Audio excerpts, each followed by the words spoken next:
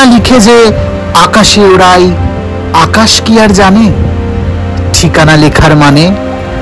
কোথাও বাজলে মেঘের নুপুর, পদ্ম পাতায় বিষাদ দুপুর, জলের আয়না মুছলে কাজল, কেঁদেছে যে অভিমানে হাওয়াদের কানে কানে।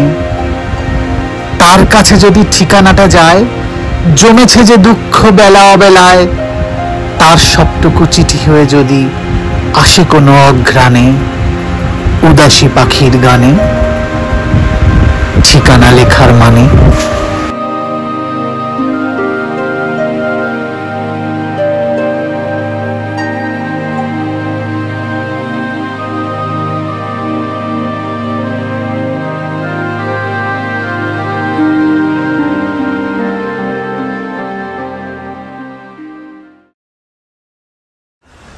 তো এখন ব্রেকফাস্ট টাইম, তাই তো? এখন ব্রেকফাস্ট টাইম। আর এরকম বর্ষার ওয়েদারে গরম গরম আলু পরোটা, ডিমের অমলেট, আচার, আর কি চাই? একদম, আর কিছু দরকার নেই। তার সাথে ঘর থেকে চারপাশে চা বাগান আর এই অসাধারণ ভিউ, বড্ড বেশি সুন্দর। নাকি চুলো বসে খাবি? এই খাবারটা একবার, আলু পরাঠা অ্যান্ড অমলেট উইথ আচার। এখান থেকে কিন্তু মোটামুটি 360 ডিগ্রি ভিউই পাওয়া যায়।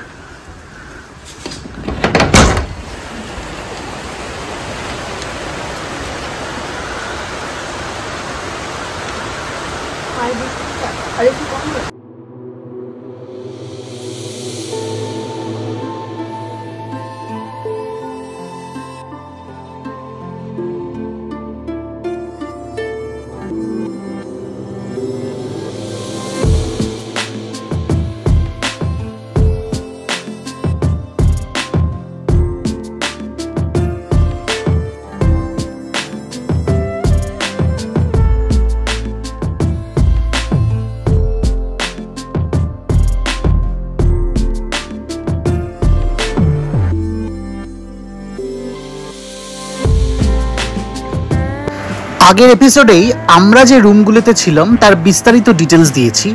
এগুলো হলো গ্রাউন্ড ফ্লোরের রুম, যেগুলো থেকে ভিউ পাবেন কিন্তু একটু হলেও কম। এগুলো হলো পার ডে পার হেড 1400 টাকা। তবে গ্রাউন্ড ফ্লোরে যদি থাকতে হয় 1400 টাকাতেই, তাহলে সবচেয়ে ভালো হলো এই কটেজ রুমগুলো, যেগুলো ফ্রন্ট ফেসিং, আর এখানেও দারুণ ভিউ পাবেন। তো আজকে ডে 2 ঋষিহাটে। We had a lovely time yesterday. তো আজকে আমরা একটু হালকা বৃষ্টি পড়ছে, কিন্তু সেটা আমাদের থামাতে পারবে না, আর হোপফুলি সেই বৃষ্টিটাও থেমে যাবে। তো আমরা এখন যাচ্ছি বিজনবাড়ির দিকে, একটু ঘুরবো আজকে। চারপাশটা আপনাদের দেখিয়েছি, আরও ডিটেলসে দেখাবো। তো দেখা যাক বিজনবাড়ি কেমন লাগে। এখান থেকে বিজনবাড়ি মোটামুটি 1 ঘন্টা মতো রাস্তা। তো বিজনবাড়ি তো যাবোই, তার সাথে আর কোথাও যাবো কিনা ইমপ্রম্পটিউ ভাবে সেটা দেখা যাক। চলুন আপনাদেরকেও নিয়ে যাই। Let's go.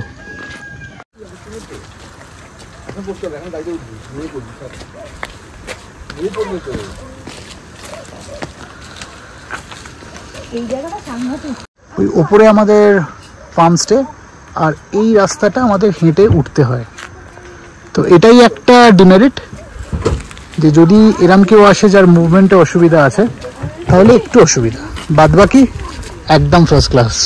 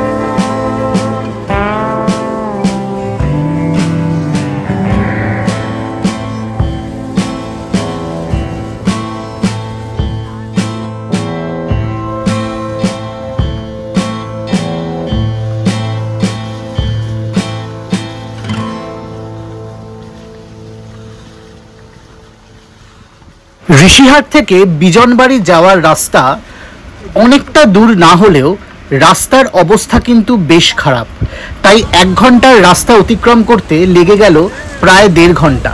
আর পুলবাজার হয়েই পৌঁছে গেলাম আমরা বিজনবাড়ি।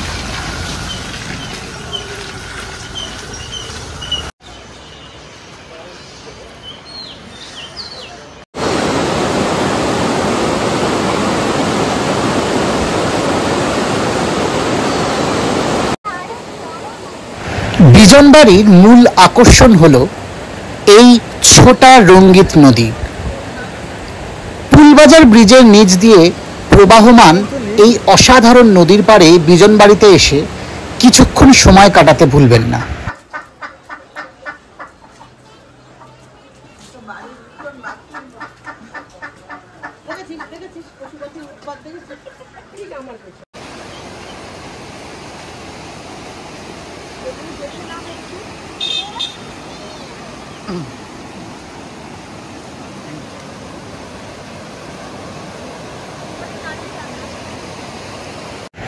বিজনবাড়িতে এই নদীর পাড় ছাড়া খুব একটা বেশি কিছু দেখার নেই। পাহাড়ের থেকে অনেকটা নিচে হওয়াতে এখানকার আবহাওয়াও একটু ভিন্ন। ফুলবাজারের ব্রিজের পাশে কিছু ছোট দোকান আছে, সেখান থেকে অল্প খাওয়া দাওয়া করে আমরা এগিয়ে পড়লাম ঋষিহাটের দিকে। আর পথে যাব এক অনন্য সুন্দর চা বাগানের মাঝখান দিয়ে। তাই চলুন সেখানে ঘুরে আসা যাক।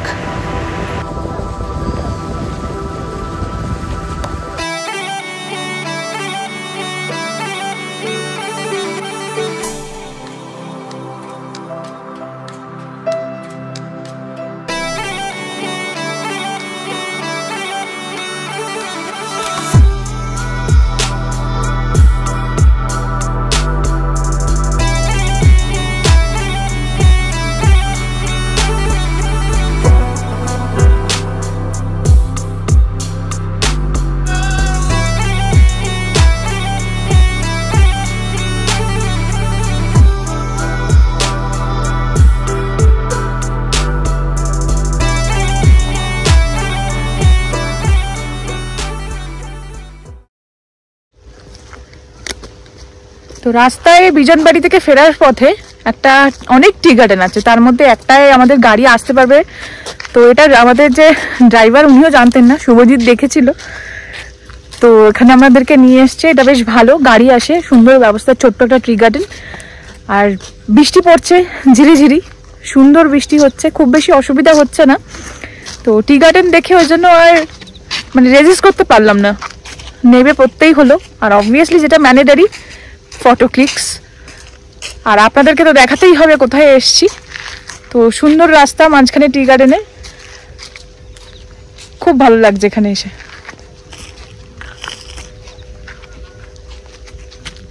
প্রচুর ফটো তুলেছি, মানে প্রচুর ফটো তুলতে হবে, জায়গাগুলোই এমন যে ছবি না তুলে থাকা সম্ভব নয়। সত্যিই তাই। আর যারা এসছে তারা ছবি না তুলে ছাড়বে না, তো দুটো মিলিয়ে ছবি উঠবে। ছবি তো তুলতেই হবে, ঠিক আছে। It's worth it. মানে নর্থ বেঙ্গল রকস, আমাদের নিজের রাজ্য, আমাদের নিজের বাংলা, আমাদের নিজের দেশ, তার থেকে ভালো সত্যি পৃথিবীতে বোধহয় কিছু হয় না। এই ডাইভার্সিটি অন্য কোথাও গেলে পাওয়া সম্ভব নয়। শীত গ্রীষ্ম বর্ষা, ভারতবর্ষই ভরসা একদম। আর এই টি গার্ডেন পেছনে এই পাহাড়ের যে ব্যাকড্রপটা জাস্ট অসাধারণ, আপনারা এখন দেখবেন বুঝতে পারবেন, জাস্ট অসাধারণ। তো আরো নতুন নতুন জায়গায় আমরা যাব, তো সেটাকে দেখার জন্য আমাদেরকে লাইক, শেয়ার আর সাবস্ক্রাইব করতে হবে, আমাদেরকে ফলো করতে হবে।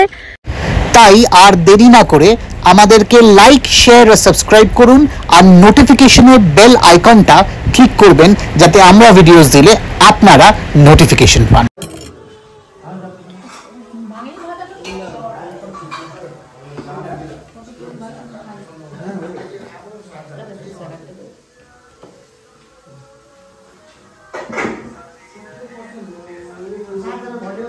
বিজনবাড়ি থেকে ফেরার পরে গরম গরম লাঞ্চ করে একটু রেস্ট নিয়ে বিকেল হতে হতেই নেমে এসেছিলাম আমাদেরই রিসর্টের চায়ের দোকানে। এই রিসর্টটি আসলে চা বাগানে ঘেরা এবং এই নিজস্ব চা থেকেই প্রসেস করে আমাদের সকালবেলা চা দেওয়া হতো।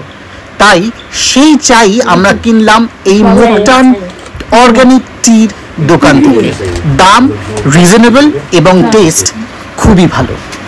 চা কেনাকাটির পর আবার মুগ্ধ হলাম সেই অসাধারণ মায়াবী রাতের অপূর্ব দৃশ্য দেখে। সেদিন ছিল আন্তর্জাতিক মাতৃদিবস, মানে মাদার্স ডে। 2020 সালের 27শে ডিসেম্বর আমি আমার মাকে হারাই। তাই সামনের এই দার্জিলিং শহরকে দেখে সেদিনকে এটাই বলতে ইচ্ছা করছে, রাতের তারা আমায় কি তুই বলতে পারিস, কোথায় আছে, কেমন আছে মা? ওরে তারা, রাতের তারা, মাকে জানিয়ে দিস, অনেক কেঁদেছি আর কাঁদতে পারি না, অনেক কেঁদেছি আর কাঁদতে পারি না।